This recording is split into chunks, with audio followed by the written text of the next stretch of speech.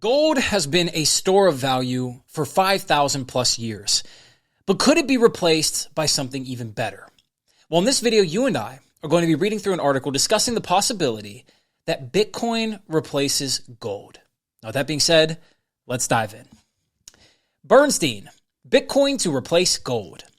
Bernstein analyst, I'm not going to pronounce that because I will F it up, has predicted that Bitcoin will become the leading store of value over the next 10 years, replacing gold. He believes that the flagship cryptocurrency will play a crucial role in corporate finance.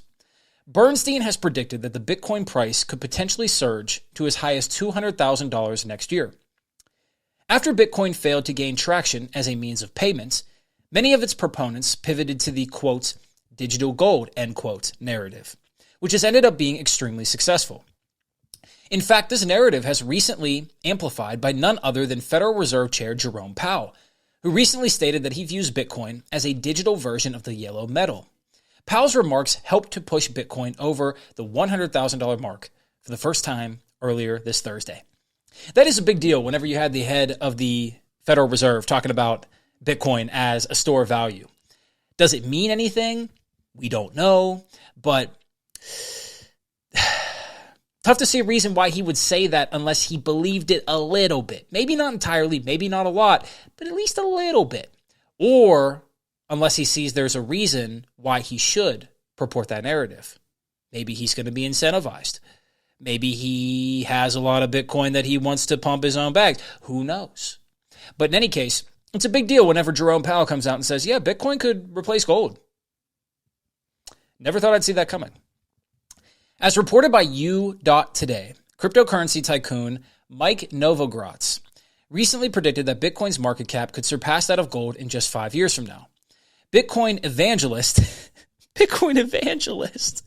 Adam Back, that's the last thing I want to be known as, is a Bitcoin evangelist. I mean, good for this guy, but in any case, Adam Back has predicted that the bellwether cryptocurrency could achieve such a milestone during this year. Gold and Bitcoin are currently valued at $17.9 trillion and $2 trillion, respectively. Bitcoin recently surpassed silver, which is currently valued at $1.8 trillion. Meanwhile, gold bug Peter Schiff has not warmed up to Bitcoin despite the recent rally to six digits. Quote, while those selling Bitcoin are cashing out with huge gains, the windfall comes at the expense of buyers left holding the bag. The larger loss will be to society as a whole, as a result of all the capital wasted on this nonsense that otherwise could have been used productively, he said, end quote. Perhaps that's true, but I would retort back that to say that Bitcoin is the biggest waste of capital is hilarious. When you have a U.S. government that is approaching $37 trillion in debt, you're adding $100 billion every 90 days, or rather you're adding $1 trillion every 90 days. Is that not wasted capital? Is all of the speculation from banks not wasted capital? Is the fact that banks don't lend to people trying to buy homes, people trying to start businesses, people trying to pay for their lives, is that not wasted capital? How about all the corporations that are buying back stock? Is that not wasted capital that could be used productively in the economy? There are much better examples when it comes to wasting capital than Bitcoin. But I will say that perhaps he's right. Perhaps it does end up being a huge waste of capital. In any case, for it to surpass gold, it's going to have to 9x in market cap. Is that possible in 2024? Sure. Is it going to happen? I don't think so. I wouldn't bet on it. $200,000 by next year. I see it very possibly happening. We just crossed $100,000, hit an all-time of $104,000. So it needs to double in a year.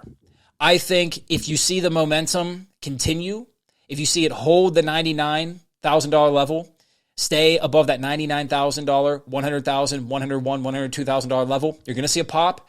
It goes to 110. I think you could see 125 by the end of 2024. I think then you see some profit taking, and then beginning of 2025, you see this historic melt up to 200,000. If this were to be the case, if we were using $200,000 as the benchmark, I think you see this historic melt up, and then you see this brief consolidation at the top, and then you probably see some sort of correction. But it could go higher. It might not hit $200,000. I don't know. As far as Bitcoin replacing gold as an actual store of value, I think they're going to go side and side. I think they're going to go hand in hand. I think you see that because, A, you have the U.S. planning on a Bitcoin strategic reserve.